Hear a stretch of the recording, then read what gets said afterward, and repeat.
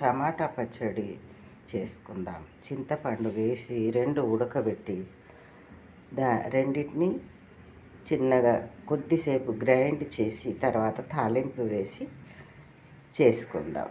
వెరైటీగా ఉంటుంది. ఇది ఒకలాగా ఉంటుంది. చేస్తాను చూడండి. 3 కిలోల టమాటా పళ్ళు ఇవి ఉడికించుకుందాం. ఇగో ఇంత చింతపండు, దాదాపు 1/2 కిలోకు కొంచెం తక్కువ చింతపండు వేసి అందులోనే ఉడికించుకుందాం. కొంచెం ఆగిన తర్వాత వేస్తా. సగం ఉడికిన తర్వాత చింతపండు ఉడికించుకోవాలి.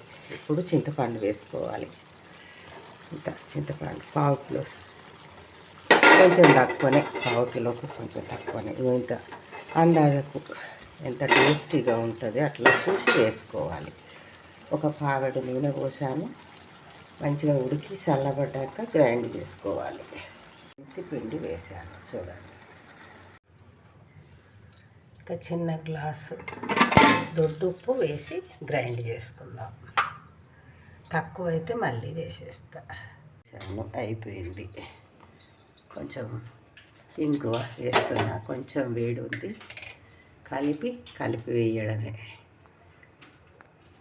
ఉప్పు వేసాను. ఒక కారపొడి వేస్తా. దీంతో 2 గ్లాసులు కారపొడి వేసాను. గ్లాసు దొడ్డుప్పు, 2 గ్లాసుల కారపొడి. ఇదిగోండి, బాటిల్ అయింది. ఇంకా కొంచెం ఇందులో పెట్టేసా. 3 కిలోలు. చాలా బాగా కుదిరింది. మీరు ఇలాగే చేసుకోండి. జై శ్రీమన్నారాయణ.